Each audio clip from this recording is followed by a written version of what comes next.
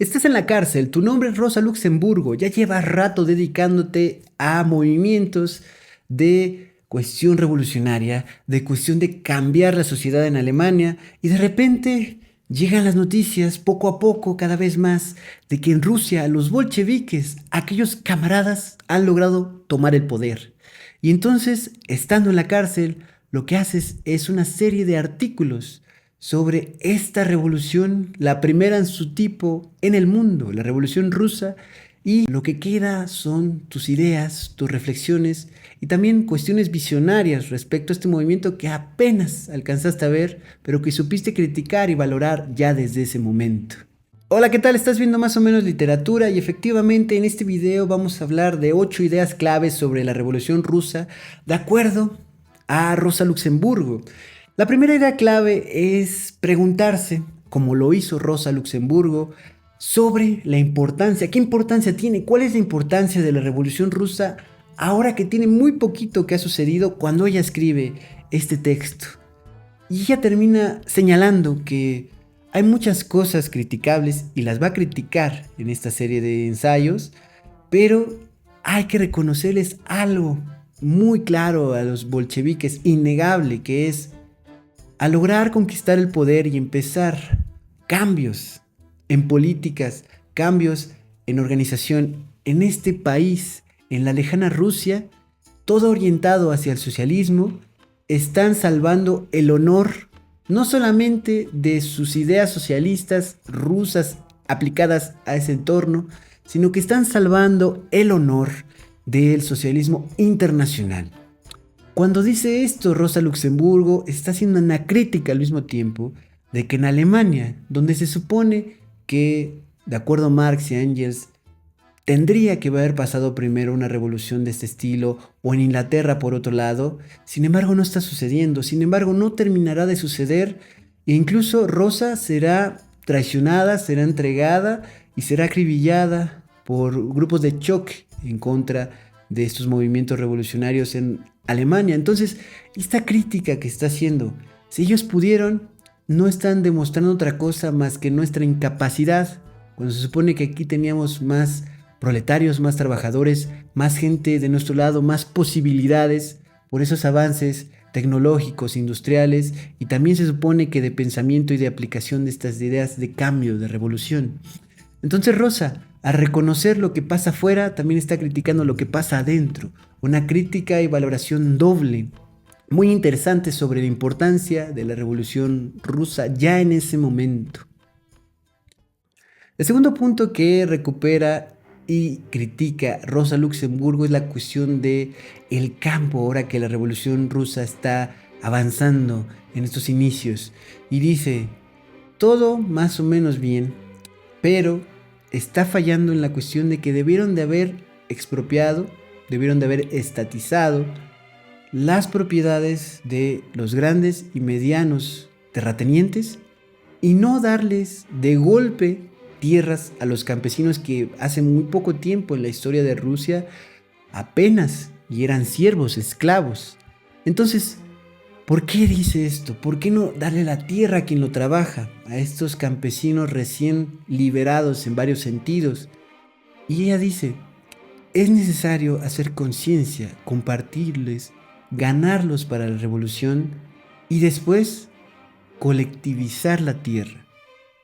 Porque si le das algo a alguien que nunca ha tenido nada y no lo haces consciente, no lo familiarizas, no lo incluyes dentro de tu revolución, se va a oponer a lo que sea que le digas que implique quitarle de nuevo esas tierras.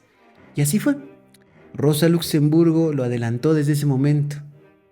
Cuando Stalin, en los años 30, si no mal recuerdo, empezó a colectivizar las tierras de campesinos medianos, chicos y grandes, ya daba igual, por doquier daba igual, hubo una oposición tremenda, ¿no? Hubo masacre, hubo una colectivización forzosa, forzada. Y según Rosa Luxemburgo, tenía que haber sido diferente, tenía que haber sido ganarse a estos campesinos, como en algún momento dado sucedió de manera parecida en la Revolución Francesa, jalarlos del lado de la revolución y no darles algo para después quitárselos. Tenía que ser otro procesamiento, incluirlos para colectivizar desde las ideas y desde los mismos pueblos campesinos, granjeros, las tierras que comparten, las tierras que son de todos eventualmente en ese sentido socialista. El tercer punto es la cuestión de estar muy claramente, Rosa Luxemburgo está muy claramente en contra de el supuesto derecho de la autodeterminación de los pueblos. En este sentido, por cierto, Santiago Almesilla, un comunicador, desde luego, que está especializado en ciencias políticas como Rosa Luxemburgo, si no me falla la memoria, ya hizo un video, sacó un libro donde también critica este fallo grande, grandísimo, de las políticas que empezó a encabezar ya desde el principio y desde antes de tomar el poder con la cuestión del derecho de autodeterminación de los pueblos. ¿Por qué? Porque al estar dándoles esa supuesta autodeterminación, lo único que terminará pasando, que así fue, Rosa Luxemburgo de nuevo, visionaria, sabiendo deducir de la realidad estas consecuencias ya desde ese momento, dice, este juego de supuestamente otorgarles la autodenominación, la autodeterminación de quiénes son, termina derivando en los nacionalismos de pacotilla, en esos nacionalismos que solo buscan excluir y darle más poder a los que ya lo tienen, a la élite, a la cuestión de los burgueses, y no busca conciliar, poner al mismo nivel, trabajar los trabajadores para cambiar las cosas. Entonces, obviamente, al señalar esto, está reconociendo Rosa Luxemburgo que ni los individuos, ni los sujetos, ni los pueblos se determinan a sí mismos. Somos seres sociales y la sociedad obviamente también es social.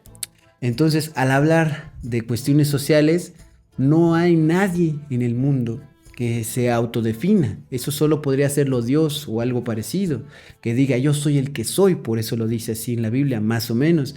Nosotros no, nosotros, y en eso también está de acuerdo Lacan, Freud, etcétera, distintas posturas de psicoanálisis, de antropología, de sociología, de lingüística, de varias ciencias sociales y humanidades, donde hay que reconocer, hay que volver a poner en juego aquí y en el corazón también, y en la revolución ni se diga, que somos seres que se implican entre sí, que se necesitan entre sí para reconocerse. Eso ya lo maneja pues la dialéctica de Hegel, también la dialéctica de Marx. Entonces, ojo ahí, le dice ya desde ese momento Rosa Luxemburgo, con este derecho de la supuesta autodeterminación de los pueblos, solamente le terminará dando a Lenin y en general hasta nuestros días una serie de nacionalismos exacerbados, nacionalismos que no tienen más sentido que fortalecer a las élites, a los burgueses, a los que ya tienen el poder en estos lugares donde supuestamente están bien definidos y son autónomos y demás cosas por el estilo. Esto tiene que ver claramente, y lo señala ya desde ese momento Rosa, con la cuestión ucraniana y la cuestión de Finlandia. Ucrania sigue siendo un tema en este sentido exactamente, incluso hoy, hasta 2024. Ustedes y yo sabemos lo que está pasando por allá, un enfrentamiento, una guerra, una invasión, etcétera, etcétera.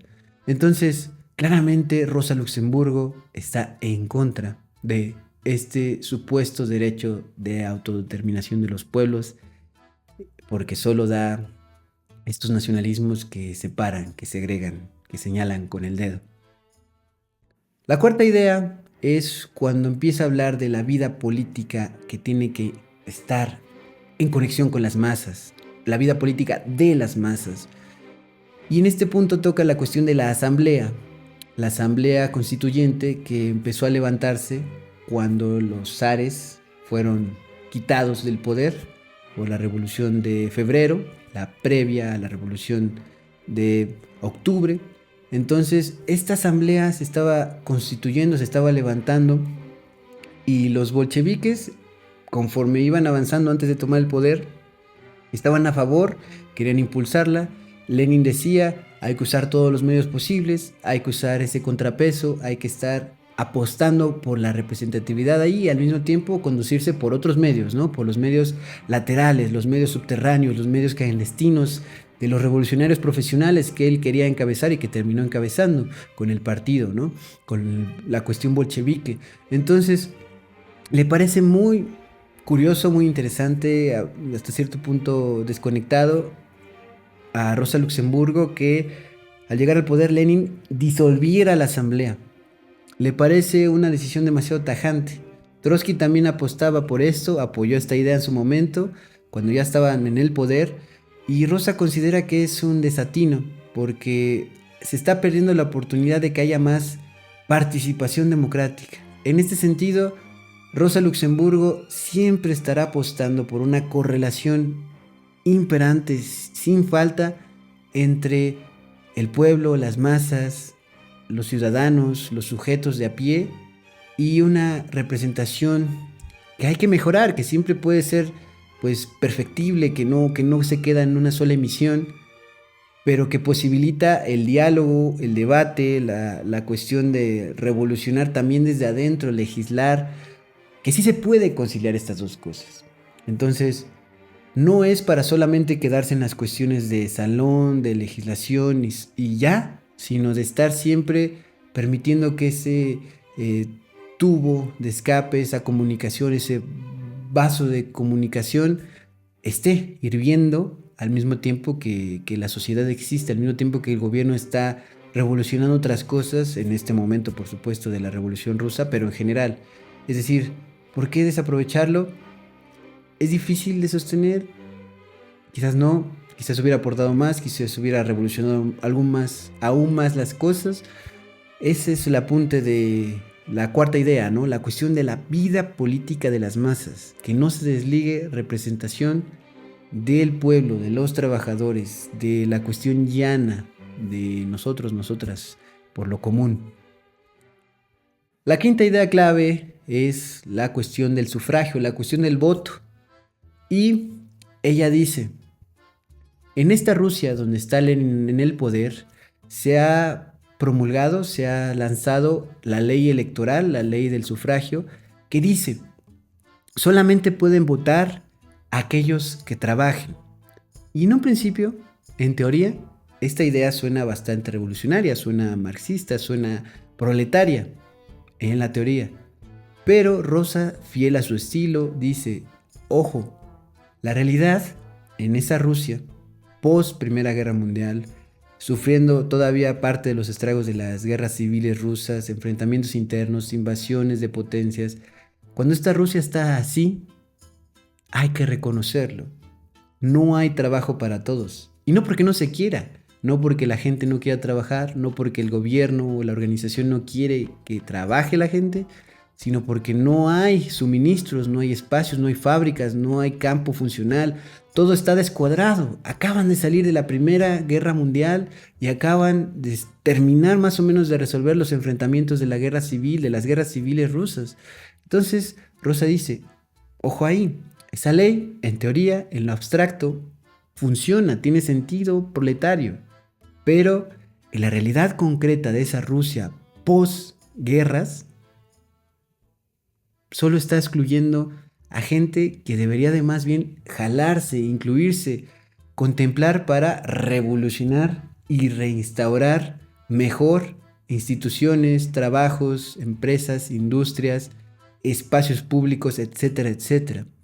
Entonces ella dice, voto sí, pero con contexto, no hay que hacer una ley abstractísima, eso va en contra de la cuestión analítica, de la cuestión marxista de sostenerse y estar siempre con un pie en la reflexión y otro en la cuestión, digamos, bien instalada del mundo material, de la coyuntura política, de la realidad de los pueblos.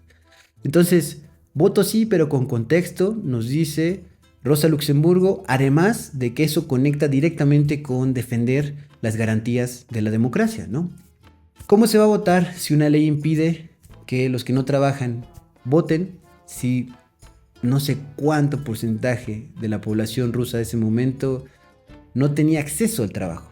Entonces, si no se tiene acceso al trabajo, por esas circunstancias tan duras, tampoco se tenía acceso al voto, la representación se cae, la cuestión de divulgación, la cuestión de derecho de reunión pública, la cuestión de asociación, la cuestión, ya ni se diga, de la libre expresión, de publicación, etcétera, etcétera. El sexto punto que nos dice Rosa Luxemburgo es ya el punto de la dictadura del proletariado. Y aquí lo que quiere decir Rosa en esta sexta idea, en este sexto texto, es que ella entiende que tiene que haber decisiones de mano dura en una revolución. Lo ve y lo analiza desde la Revolución Francesa, desde la Revolución Inglesa, y dice, está muy bien que esos golpes de mano, que esa cuestión autoritaria vertical, suceda con decretos porque así lo exigen las circunstancias para seguir revolucionando, no detenerse, que siga en marcha esto de los cambios. Pero, nos dice también, esos decretos no deben quedarse para siempre, tienen que reevaluarse, criticarse y actualizarse y en dados casos, por supuesto, revocarse. Porque no se puede gobernar, nos dice Rosa Luxemburgo en este punto, con la dictadura del proletariado que hace puros decretos y no hace legislación, no hace análisis, no hace crítica de esas decisiones conforme va pasando el tiempo, conforme cambian las circunstancias, conforme se logran pequeños objetivos tácticos para que la estrategia revolucionaria siga. Entonces, ojo con eso, desde la cárcel, desde esta situación difícil, pero muy crítica de Rosa Luxemburgo. La revolución tiene que seguir tomando en cuenta los cambios que están sucediendo y no quedarse con decretos que seguramente estarán muy prontamente obsoletos, aunque funcionen para regular, aunque funcionen para mantener la revolución y que no se pierda todo. El séptimo punto es la cuestión de estar en contra de la corrupción. Este punto quizás nos suene más a todos, a todas. El apunte extra que hace en contra de la corrupción Rosa en este punto es, sí, en contra de la revolución, pero también en contra del lumpen proletariado. ¿Qué es el lumpen proletariado? Toda esa parte de la sociedad que por distintas razones no puede trabajar, no resulta productivo o ni siquiera se relaciona de manera, digamos, digna con la demás sociedad. En ese sentido, pues están ahí las cuestiones extremas, criminales, de escasez, de pobreza extrema, de desalojo, de abandono social y sistemático. Y dice Rosa, si queremos estar en contra y atacar, por lo tanto, a la corrupción, tenemos que no eliminar, de aniquilar al lumpen proletariado, tenemos que reinsertarlo en la sociedad.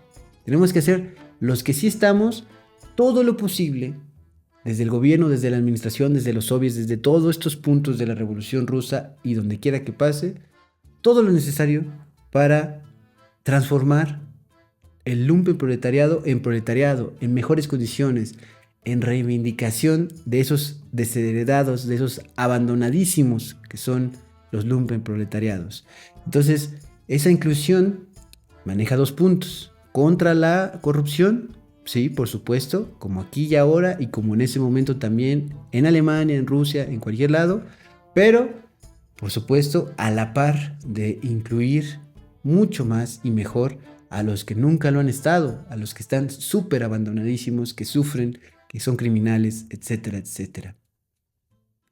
El octavo punto, el último, al que llega Rosa Luxemburgo, recupera la frase de sí, dictadura, pero dictadura en tanto tiene que considerarse no eliminar la democracia, no eliminar la representatividad, no eliminar esa conexión, ya decíamos, en el punto número 4 de la vida política de las masas, no quitar esa relación entre representatividad de pueblos y trabajadores, sino buscar una y varias maneras mejores de aplicar la democracia.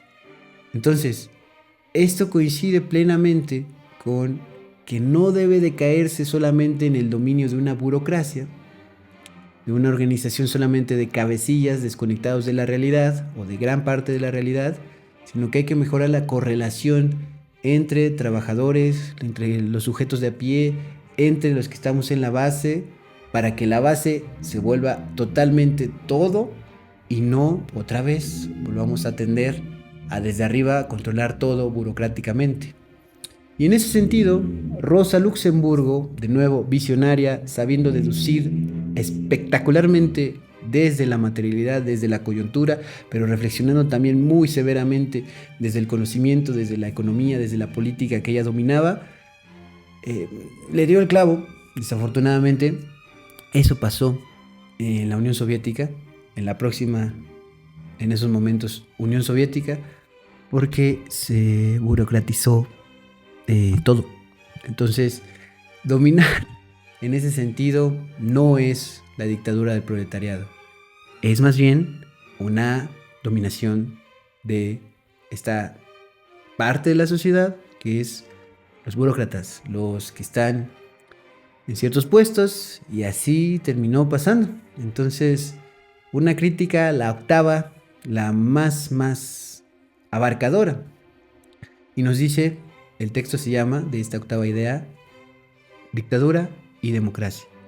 Entonces la parte de la dictadura es criticar esta parte burocrática, que no pase eso, que no se desligue los grupos, la clase trabajadora de los representantes, por supuesto que no, sino mucho más horizontal, que esté siempre en correlación lo más posible y cada vez mejor con mecanismos democráticos y de libertad de expresión, porque eso conecta directamente con lo que está defendiendo ella siempre, prácticamente todos sus libros, sus ideas, sus declaraciones, que es revolución, crítica y democracia.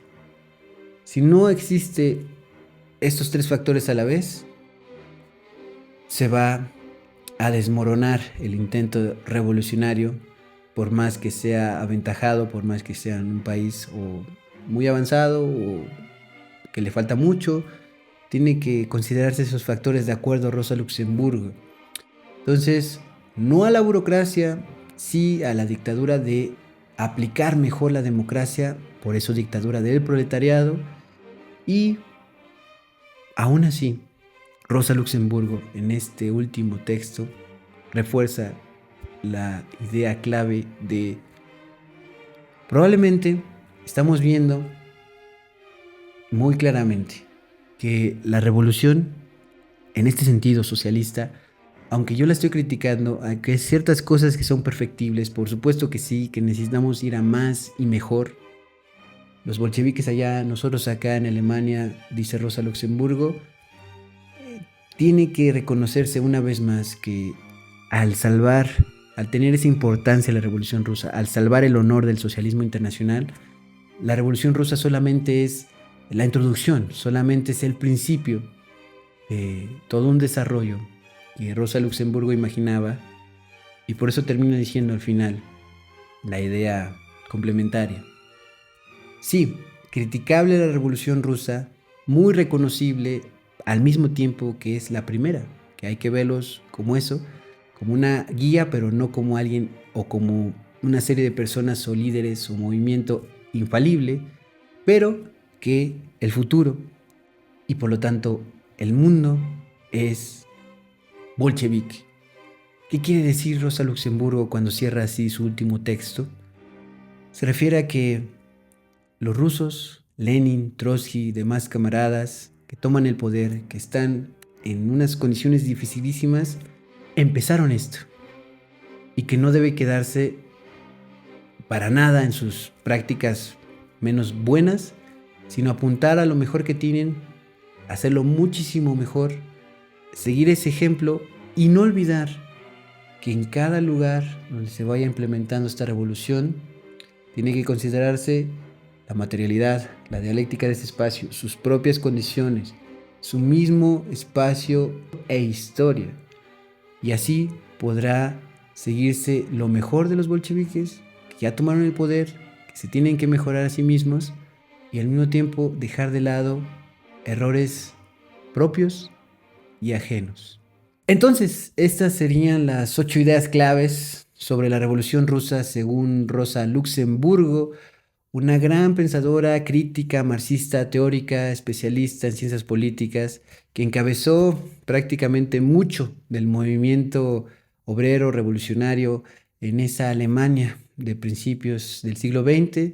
Como ya les había dicho rápidamente, ella fue acribillada, fue traicionada, fue asesinada el 15 de enero específicamente de 1919 y a pesar de eso, a pesar de ese trágico desenlace, sus ideas pueden seguirse apreciando, puede seguirse viendo su capacidad que tenía para poder sacar de la coyuntura, de la realidad, consecuencias y conclusiones lógicas, porque la historia en muchos de esos aspectos, cuando hablaba del principio de la Revolución Rusa, le dieron la razón.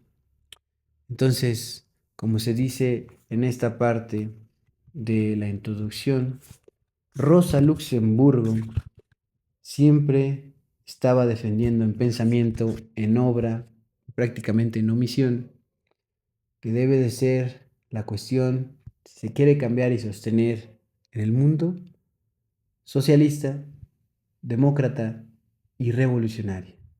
Esos tres factores están presentes en los 8 textos que vienen aquí, en las 8 ideas que yo he intentado compartirles, ideas claves sobre la Revolución Rusa según la mismísima Rosa Luxemburgo. Y esto es más o menos literatura. En esta ocasión revisamos este ensayo político, histórico, crítico, marxista, teórico, aplicado de Rosa, la Grande Rosa. Y pues si te gusta este tipo de contenido, si quieres más sobre Rosa, sobre distintos textos en este sentido críticos, ensayos por el estilo, se vendrán. Pon tus sugerencias en los comentarios y nos vemos en un muy próximo video. Bye.